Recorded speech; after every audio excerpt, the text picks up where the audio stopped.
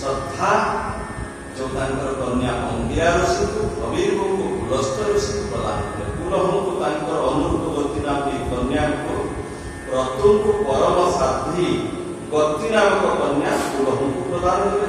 प्रतु ऋषि को क्रिया जो कन्या थे क्रिया को प्रदान कले। भृगु ऋषि को ख्याति नामक कन्या एवं वशिष्ठ ऋषि को अरुंधति नामक कन्या को समर्पण।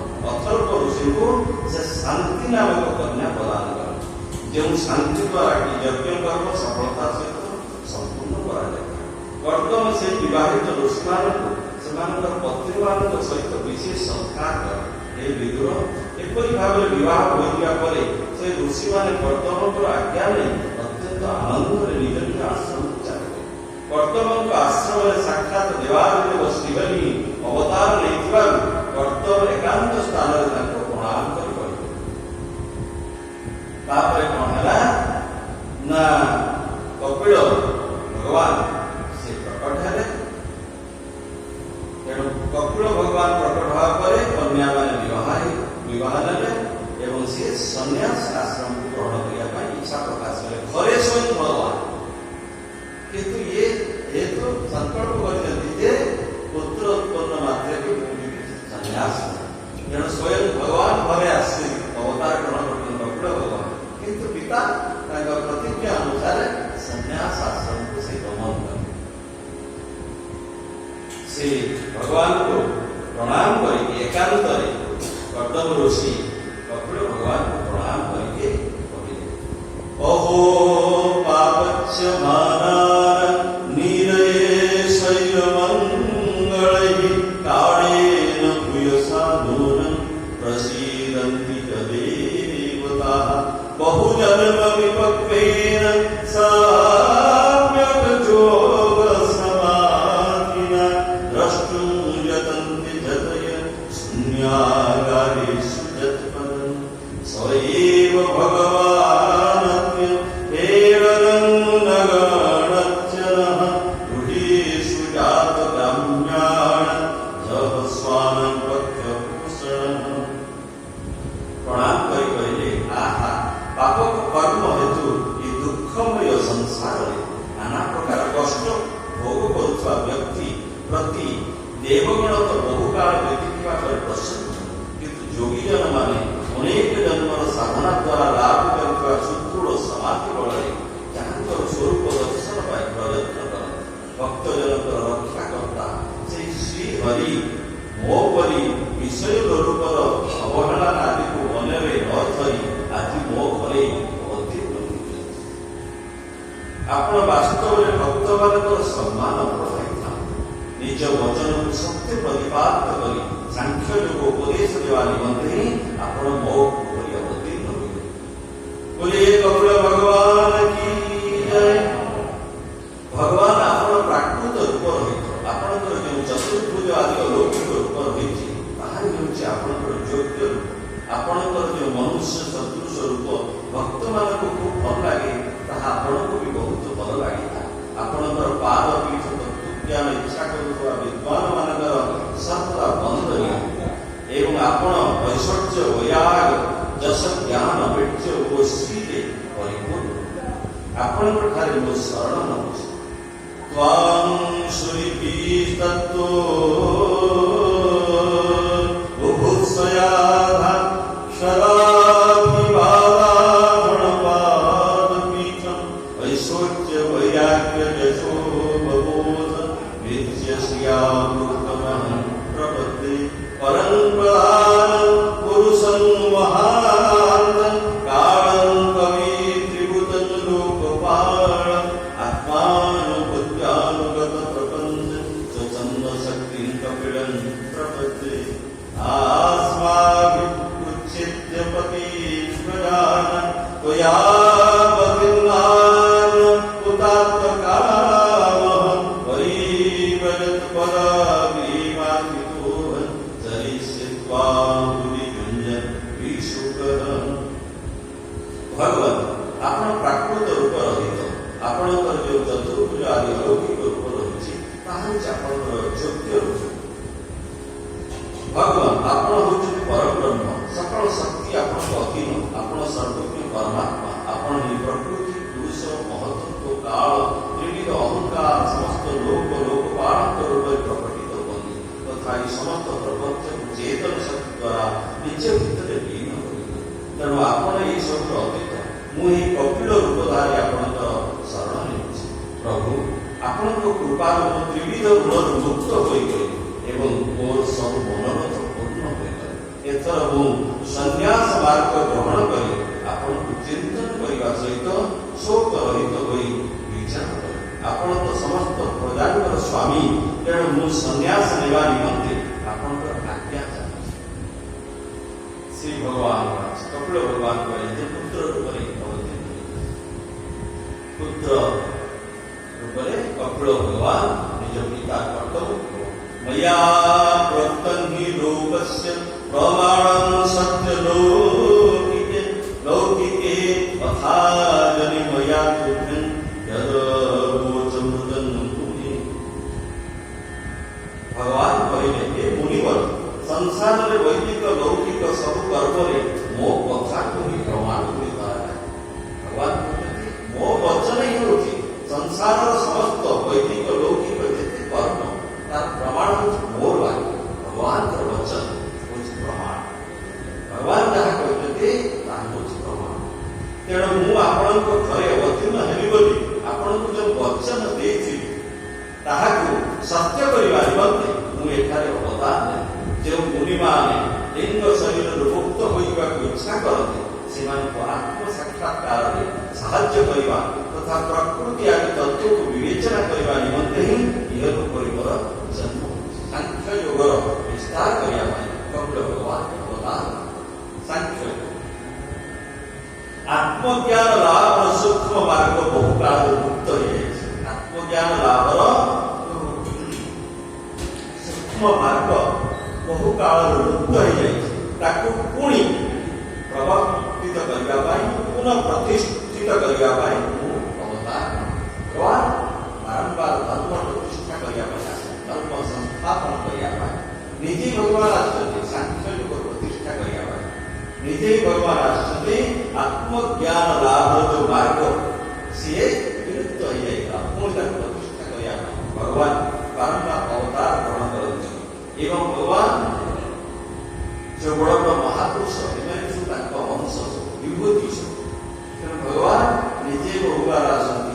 କେତେବେଳେ ତାଙ୍କର ଗଦାର ଅବତାର ହୁଏ, ଭଗବାନଙ୍କର ଯେଉଁ ଧନୁର ଅବତାର, ବିପ୍ରନାରାୟଣ ଯିଏ ତାଙ୍କ ବନମାଳାର ଅବତାର, ତାଙ୍କର ଯେଉଁ ନନ୍ଦକ ବୋଲି ତାଙ୍କର ଯେଉଁ ତରବାରୀ, ସେ ଉପରେ ସବୁ ଅନ୍ନମୟ ଆଚାର୍ଯ୍ୟ ଆସନ୍ତି। ଅନ୍ନମାଚାର୍ଯ୍ୟ ଦକ୍ଷିଣ ଭାରତରେ ଆଚାର୍ଯ୍ୟ ଏସବୁ ଭଗବାନଙ୍କର ବିଭିନ୍ନ ଯେଉଁ ତାଙ୍କର ଯେଉଁ ସବୁ ଆୟୁଧ ସେମାନେ ବି ଆସନ୍ତି। ତାଙ୍କର ବିଭିନ୍ନ ଯେଉଁ ପାର୍ଷଦ ମାନେ ବି ସେମାନେ ବି ଆସିକି ଅବତାର ଗ୍ରହଣ କରନ୍ତି। ତେଣୁ ଭଗବାନ ତାଙ୍କର ଯେଉଁ ଲକ୍ଷ୍ମଣ ମହାରାଜ ଶେଷନାଗ ବି ଆସନ୍ତି ବାରମ୍ବାର, ଏବଂ ଏସବୁ ଗରୁଡ଼ି ଆସନ୍ତି ଅବତାର ନେଇକି, ଏସବୁ ପାର୍ଷଦ ମାନେ ସବୁ ଅବତାର ନେଇକି ଆସନ୍ତି। ଭଗବାନ ଧର୍ମ ସ୍ଥାପନ କରିବା ପାଇଁ କେତେବେଳେ ନିଜେ ଆସନ୍ତି, କେତେବେଳେ ତାଙ୍କର ବିଭିନ୍ନ ଆୟୁଧ ଛାଡ଼ିଛନ୍ତି। ଆୟୁଧକୁ ଅବଦାନ ସୁଦର୍ଶନ ଚକ୍ରକୁ ପଠେଇ ନିମ୍ବାକାଚାର୍ଯ୍ୟ ଆସିଲେ ଯେ ସୁଦର୍ଶନ ଚକ୍ରଙ୍କର ଅବତାର ନିମ୍ବାକାଚାର୍ଯ୍ୟ। ବିପ୍ରନାରାୟଣ ସବୁ ବନମାଳାର ଅବତାର।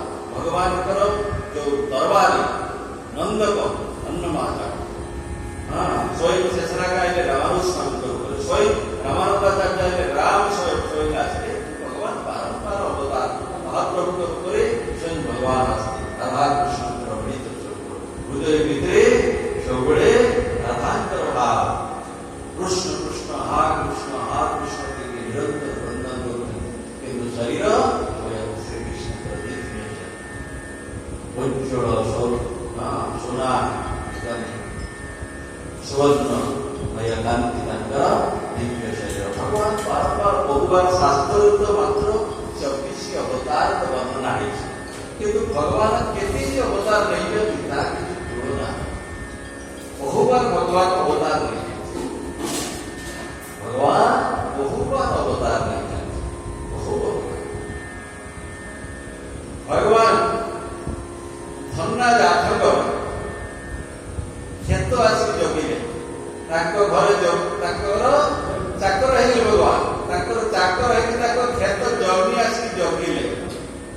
ନା କହିଲେ ମୋ ନାଁ ହଉଛି ସାଉଁଚିଆ। ଇଏ ଗୋଟେ ଅବତାର ନା ନାହିଁ? ଅବତାର ନା ନାହିଁ? ତେଣୁ ଭଗବାନଙ୍କର ଅସଂଖ୍ୟ ଅବତାର। ଶ୍ରୀମଦ୍ ଭାଗବତରେ ବର୍ଣ୍ଣନ କରାଯାଇଛି ଯେ ସଚ୍ଚିଦାନନ୍ଦ ରୂପ ସମୁଦ୍ର, ସେ ସମୁଦ୍ରକୁ ଅବତାର ମାନେ ଆସିଛନ୍ତି। ଭଗବାନଙ୍କର ଅବତାର କିଛି ବର୍ଣ୍ଣନା କରିବେ ଶାସ୍ତ୍ର ଶ୍ରୀମଦ୍ ଭାଗବତରେ 24 ଅବତାରର ବର୍ଣ୍ଣନା ରହିଛି। କିନ୍ତୁ ଭଗବାନ କେତେ ଯେ ଅବତାର କାହା ପାଇଁ ନେଇଛନ୍ତି ତାକୁ ଆମେ ଗଣନା କରିବା ପାରିବା। ଭକ୍ତ ତ୍ରିଲୋଚନ ଦେଇଥିଲେ, ତ୍ରିଲୋଚନଙ୍କ ଘରେ ଭଗବାନ ଅନ୍ତର୍ଯାମୀ ରୂପରେ ପଳେଇ ସେବକ ଅନ୍ତର୍ଯାମୀ ଅବତାର ହେଲା କି ନାହିଁ? ଅବତାର ହେଲା କି ନାହିଁ? ଅବତାର ପରେ ଆସିଲା ଭକ୍ତ ତ୍ରିଲୋଚନଜୀ এই কলিযুগে জ্ঞানদেব মহারাজଙ୍କ ଶିଷ୍ୟ ଥିଲେ। ସାଧୁ ସନ୍ଥଙ୍କର ବହୁତ ସେବା କରୁଥିଲେ, ନିରନ୍ତର ନାମ ପରାୟଣ ମହାଜନ ଥିଲେ, କିନ୍ତୁ ଅତ୍ୟନ୍ତ ଭକ୍ତି ପରାୟଣ। ସବୁବେଳେ ସାଧୁ ସେବା କଲେ, ସର୍ବଦା ସାଧୁ ସେବା, ସବୁବେଳେ ଭଗବାନଙ୍କର ନାମ କୀର୍ତ୍ତନ, ଭଗବାନଙ୍କର କଥା ଶ୍ରବଣ, ଭଗବାନଙ୍କ ପ୍ରେମରେ ତାଙ୍କ ହୃଦୟ ଏକଦମ ପରିପୂର୍ଣ୍ଣ ହେଇକି ରହିଥାଏ। ଭଗବାନ ଏତେ ତାଙ୍କର ଭକ୍ତିରେ ଏତେ ପ୍ରସନ୍ନ ହେଲେ, ସେ କ୍ଷେତ୍ରକୁ ଧୀରେ ଧୀରେ ଉଭା ହେଇଗଲେ। ସବୁବେଳେ ନାମ ଜପ, ଭଗବାନଙ୍କର ସେବା, ଭକ୍ତ ସେବା, ସାଧୁ ସେବା ନିରନ୍ତର ଉଭା ହେବାକୁ ଆସିଲେଣି। ଧୀରେ ଧୀରେ ଦୁର୍ବଳ ହେଇଗଲେଣି। ଭାବିଲେ ଏ ସାଧୁ ସନ୍ଥ ଆସୁଛନ୍ତି ଯୋଉ ସେବକ, ଭଲ ସେବକ ଟିକେ ପାଆନ୍ତି, ଯେ ସାଧୁ ସେବା କର। ଭଗବାନ ଭକ୍ତ ବତ୍ସଳ ଦେଖନ୍ତୁ, ଭକ୍ତର ହୃଦୟ ଭିତରେ ସବୁବେଳେ ପ୍ରଭୁଙ୍କୁ ସେବା କରିବା ପାଇଁ ତା ଭିତରେ ସବୁବେଳେ ତାର ଇଚ୍ଛା, ମୋ ପ୍ରଭୁଙ୍କୁ କେମିତି ସୁନ୍ଦର ଭାବରେ ସେବା କରିବି, ତାକୁ ସୁନ୍ଦର ଭାବରେ ସଜେଇବି, ସୁନ୍ଦର ପ୍ରସାଦ ତାକୁ ଖୁଆଇବି, ମୋ ପ୍ରଭୁକୁ ସୁନ୍ଦର ଭାବରେ କେତେ ଭଲ ଭାବରେ ତାଙ୍କର ସେବା କରିଥାଏ। ଭକ୍ତ ହୃଦୟ ଭିତରେ ସବୁବେଳେ, କାରଣ ସେବାରୁ ତାକୁ ଅତି ତୃପ୍ତି ମିଳେ। ସେବା, ଭଗବାନଙ୍କର ସେବାରେ ଭକ୍ତକୁ ଅତି ତୃପ୍ତି। କେତେ ସୁନ୍ଦର ଫୁଲ ହାରରେ ତାକୁ ସଜେଇବେ, କେତେ ସୁନ୍ଦର ଶୃଙ୍ଗାର କରିବେ, କେତେ ସୁନ୍ଦର ସୁସ୍ୱାଦୁ ପଦାର୍ଥ ତାଙ୍କ ଭୋଜନ ତାକୁ ବନେଇକି ଦେବି, ଅତ୍ୟନ୍ତ ପ୍ରେମ। ତେଣୁ ସେବାରେ ହୃଦୟ ନିର୍ମଳ ହେଇଯାଏ। ସେବା ଯେତେ କରିବ ହୃଦୟ ଏତେ ନିର୍ମଳ ହେଇଯିବ, ସମସ୍ତ ପାପ କଳ୍ମଷ ସବୁ ଧ୍ୱଂସ ହେଇଯିବ। ହୃଦୟରେ ଭକ୍ତି ରାଣୀ ଆସି ବିରାଜ ଅନୁରାଗ, ପ୍ରେମ, ଭକ୍ତ ଚାହେଁ ସବୁବେଳେ ପ୍ରଭୁଙ୍କ ସେବା କରିବା। ପ୍ରଭୁ ଚାହାନ୍ତି ଭକ୍ତ ସେବା କରିବା। ପ୍ରଭୁ ଚାହାନ୍ତି ଭକ୍ତ ସେବା କରିବା। ଶ୍ରୀମଦ୍ ଭାଗବତରେ କୁହାଯାଉଛି, ଆମେ ଚର୍ଚ୍ଚା କରିଛେ, ନିରପେକ୍ଷ ମୁନି ଶାନ୍ତ ନିର୍ଭୟ ସମଦର୍ଶନ ଅନୁପ୍ରଦାନ ନିତ୍ୟ କୁଳିଏ ରେଣୁ। ଭଗବାନ କହୁଛନ୍ତି, ମୁଁ ସେ ଭକ୍ତ ପଛରେ ଦୌଡୁଥାଏ, ତା ଚରଣ ରଜ ଟିକେ ମୋର ପଡ଼ିଯିବ, ମୋ ଶରୀରରେ ମୁଁ ପବିତ୍ର ହେବ। ସ୍ୱୟଂ ବ୍ରହ୍ମା ଜୀ, ସ୍ୱୟଂ ଭଗବାନ ଶଙ୍କର ଯାହାଙ୍କ ଚରଣ ରଜ ପାଇବା ପାଇଁ, ସମସ୍ତ ଦେବତା ଯାହାଙ୍କ ଚରଣ ରଜ ପାଇବା ପାଇଁ ବ୍ୟାକୁଳ, ସେ ପ୍ରଭୁ କହୁଛନ୍ତି ଯେ ମୁଁ ଭକ୍ତଙ୍କ ପଛରେ ବୁଲୁଥାଏ, ତାର ଟିକେ ଚରଣ ରଜ ପଡ଼ିଗଲେ ମୁଁ ପବିତ୍ର ହେବ। ଉଭୟ ଭକ୍ତ ଏକାଦଶ ସ୍କନ୍ଧରେ କହୁଛନ୍ତି, ନିରପେକ୍ଷ ମୁନି ଶାନ୍ତ, ଯେ କିଛି ପାଇବା ଇଚ୍ଛା ରଖେ, ଯାହା କୌଣସି ପାଇବାର ଇଚ୍ଛା ନାହିଁ, ଅପେକ୍ଷା କିଛି ନାହିଁ, ନିରପେକ୍ଷ, କିଛି କେହି ଚାହେଁନି। ଯାହା ଚାହିଁଲେ ପ୍ରଭୁ କରୁଛୁ, ଚାହ ଯାହାର ନାହିଁ ବଚାଅ, ଯାହା ଭିତରେ କୌଣସି କାମନା ନାହିଁ, ନିଷ୍କାମ। ପ୍ରଭୁଙ୍କ ପାଖରୁ ବି କିଛି ଚାହେଁନି, ନିଜେ ପ୍ରଭୁଙ୍କ ପାଖରୁ ବି କିଛି ଚାହେଁନି, ଖାଲି ତାଙ୍କ ସେବା କରିବାକୁ ଚାହେଁ, ତାଙ୍କୁ ଆନନ୍ଦ ଦେବାକୁ ଚାହେଁ, ତାଙ୍କ ପାଖରୁ କିଛି ପାଇବାକୁ ଚାହେଁ। କିଛି ନ ଦରକାର, କିଛି ପାଇବାକୁ ଚାହେଁ, କୌଣସି ବି କାମନା ନାହିଁ। ପ୍ରଭୁ ଆପଣଙ୍କର ଯେତେବେଳେ ଇଚ୍ଛା ହବ ଆପଣ ଦର୍ଶନ ଦେବେ। ଆଉ କେହି ଭକ୍ତ ଚାହାନ୍ତି ପ୍ରଭୁଙ୍କୁ ଦର୍ଶନ ଦେବେ, ଏତେ ବ୍ୟତୀତ କେହି କିଛି ଚାହାନ୍ତିନି। କିନ୍ତୁ କେହି भी अच्छा प्रभु को कहीं कष्ट देवी केतवे सी इच्छा अच्छी आप दर्शन देवे कहीं कष्ट देवी कष्ट किसी पाइबा चाहते दर्शन भी पाइबा चाहते मुक्ति कथा तो छाड़ भगवती मुदार भगवती विमान दीयमान ब्रह्मामी जहाँ देले भी मध्य पांच प्रकार जो मुक्ति अच्छी भक्त जन के चाहते भगवान से तो लीन है भक्त के भी चाहेंगे भक्त को बार बार जन्म है प्रभु को नाम करेंगे ये जो नाम है ये रस रही है प्रेम रही प्रभु को सेवा जो रस रही सब प्रेम रही ताकू पाइबी के मुझे रसगोला है आनंद के रसगोला खाइबी रसगोला स्वाद तार रस खाइबी मिठा के सुंदर मिठा लगे तो मुझे आस्वादन कर ना मुझे रसगोला है से आनंद के पाइब मुक्ति के पाइब भगवान से लीन रही थरे नारदी से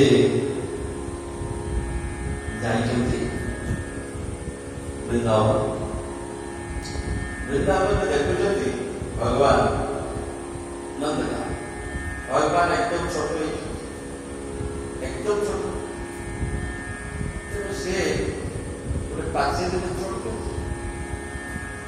गला तो हम ना सपोर्ट भी जाई पड़ते थे ना एपट कासे पड़ते पेट दिए पेट से भी चढ़ी जाइए ना सियाड़ बोली पड़ते ना याड़ी बोली पड़ते कांदे भारत से पहुंच जाए ये बहुत बड़ा अवस्था प्रभु ये कौन लटकता हुआ ब्रह्म ब्रह्म लटकी की रही झूली जो ब्रह्म को सब मुनि ऋषि ध्यान करते हृदय हृदय से ब्रह्म लटकता था ब्रह्म झूली रही प्रभु ये की अवस्था तू ये ऐसे किसी कहना मुझे बाल मेला करते अपने करी तू ये ब्रह्म कहीं कांदे ना प्रभु कांच कहीं ना छोट पिला कांदे रड़ी पे दशदा माता दौड़ी कैसे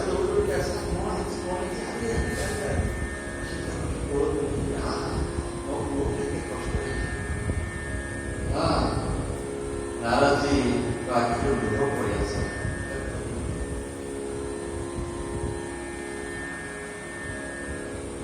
लुह पड़े ये जो लीला ये जो अपूर्व रस जो मैंने मुक्ति पाई गई जो मैंने पापी भी अच्छे पाप कर चांस अच्छे कहीं तो मनुष्य शरीर पाइले तो ये सब लीला को आस्वादन करके मुक्त हो प्रभु को शरीर लीन होगा सी को आस्वादन कर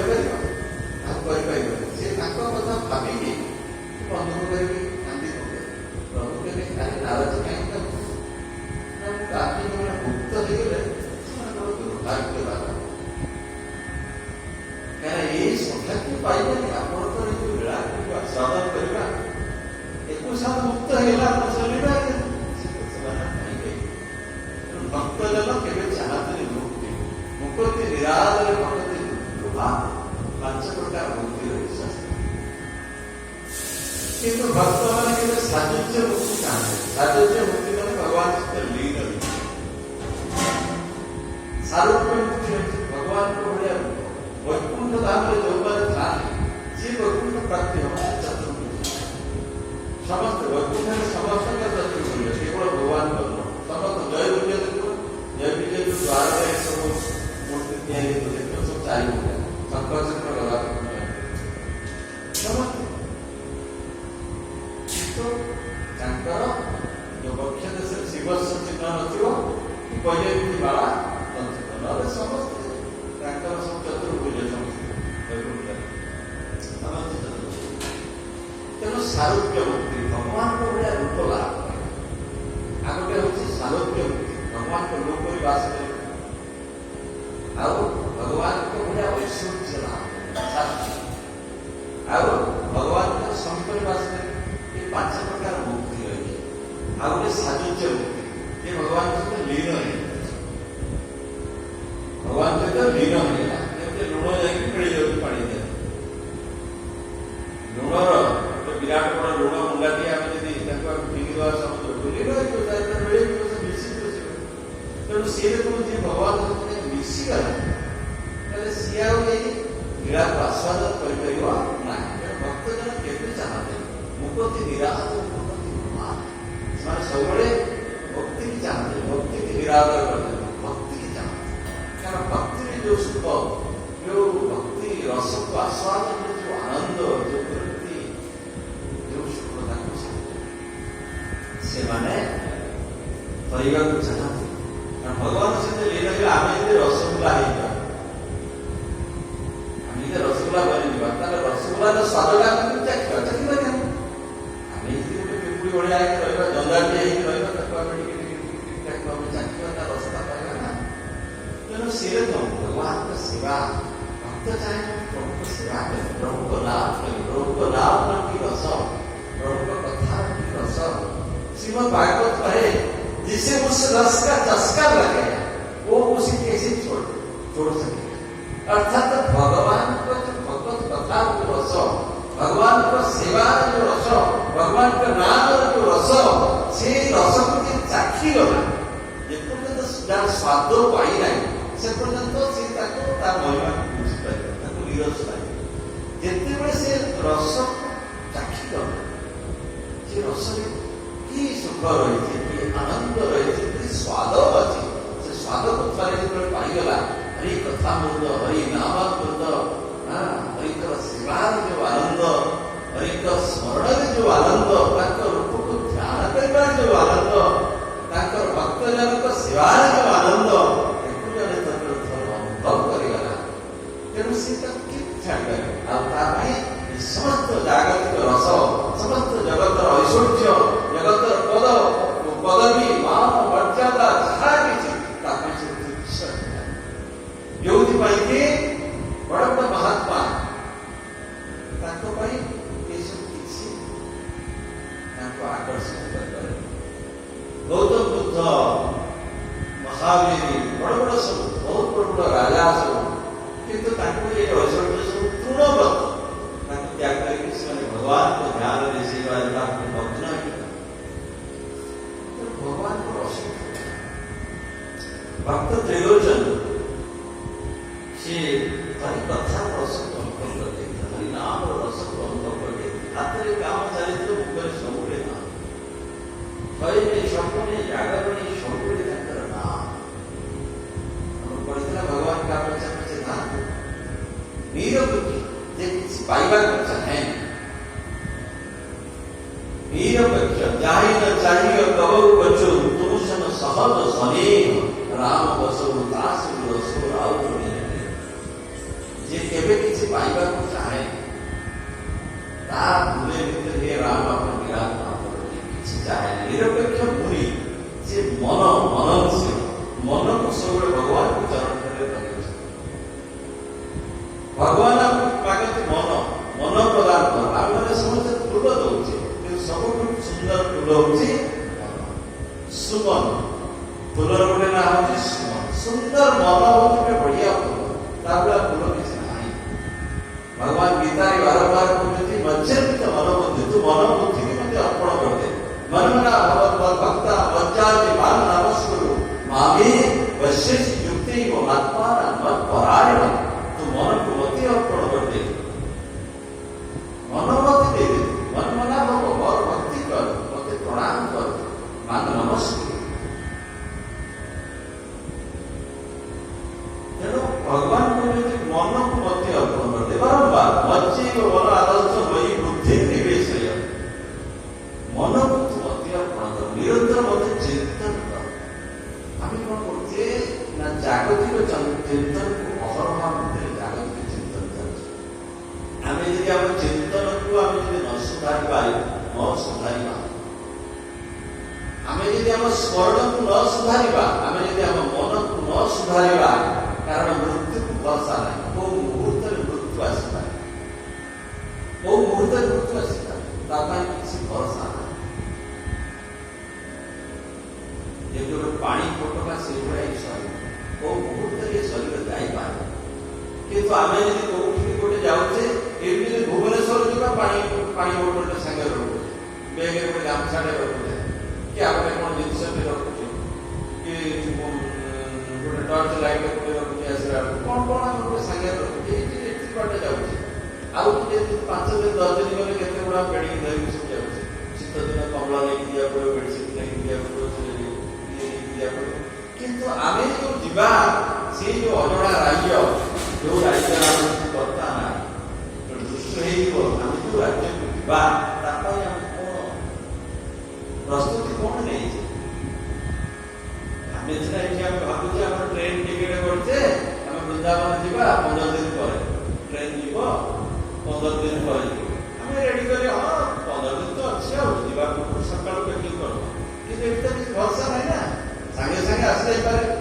ये ट्रेन ये जो को मुहूर्त आस लगे ये को मुहूर्त लगे तेणु ये सब बेले गोटे रखिके लगे सब पैक करके रही दरकार। ये पैकिंग कर समय मिलनी, पैकिंग समय नहीं, पैकिंग सब रखिकी पैकिंग कर रखा पड़े। तेणु आम निजी पचार दरकार आम कौन पैकिंग करते से जो जीवा राज्य को कौन चलो से पैसा से चलो, एथिका मान सम्मान किसी चलो, ये घर द्वार जहाँ किसी परिवार सब रही शरीर भी रही मन व्यवसाय निजर पाप पुण्य कर्म व्यवसाय निजर हरि भजन व्यवसाय से जो जगत रे केवल हरिनाम हरि भक्ति हरि स्मरण ये भक्ति धन से नाम धन से चले, अन्य धन से टंका से प्रचलन ना, नाम धन भक्ति धन प्रेम धन हरि भक्ति हरि प्रेम भगवत प्रेम धन ये सब चले, अन्य धन से चलो। तेणु ताकू यदि आम संचय न करें भक्ति धन प्रेम धन ताकू यदि आम संचय न करें नाम धन यदि आम संचय न करें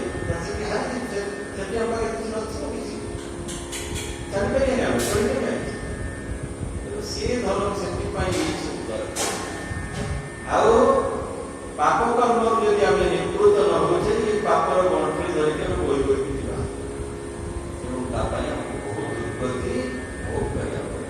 कारण आम पूर्व जन्म में कौन करे पूर्व जन्म जो कर्म सुख से दुख से न हो पिता परंतु ददाति बुद्धि रेशा अहं करोमि वृथा विमान सुकर्म सूत्रे रथिता होगा। पाप पुण्य आमर जो सुख दुख ये हूँ पाप पुण्य कारण आमको सुख दुख प्राप्त हो। सुख दुखर कारण यही नुह, सुख दुखर प्रदाता यही नुह। कौन काहू के सुख दुख कर दाता निज कृत कर्म भोग सुलभाता। निज कृत कर्म ही सुख दुख प्रदान करे, क्या सुख दुख प्रदान कर सामर्थ्य का कौन काहू के सुख दुख कर दाता निज कृत कर्म भोग निजे कर्म ही सुख दुख दुख आसे, क्या सुख दुख दबार सामर्थ्य कार ना। सुख से दुख सुख दुख कहीं दे पारे, सुख से दुख न तो पिता यही सुख दुख प्रदान करे। सो कर्म सूत्र निज कर्म सूत्रादि समस्त बंधा है, जो भाया कर्म करते अनुसार सुख दुख प्राप्त हो। भल कर्म फल हूँ सुख, खराब कर्म फल हूँ दुख। किंतु आम पूर्व जन्म जहाँ करे सो पूर्वार्जित कर्म ही कारण सुख दुख सो पूर्वार्जित कर्म आम निजे जो कर्म करे पूर्व जो अर्जन करे कर्म सो पूर्वार्जित कर्म सो निजे जो पूर्व जो अर्जित कर्म सो पूर्वार्जित कर्म आम पूर्व जो कर्म करते अनुसार हम सुख दुख प्राप्त हो। तेणु से आम करे कौन करे जहाँ करे आम तार प्रमाण केमी पाइबा ना सुख यदि आसे जानी भल कर्म है, दुख यदि आसे जानी खराब कर्म है। किंतु मनुष्य शरीर हूँ कर्म ये मनुष्य शरीर जड़े हरि भजन कर तार सुख दुख द्वारा ही दबा कहीं सी भगवत धाम जाए जोटा कि अन्य शरीर में नहीं पाई अन्य शरीर में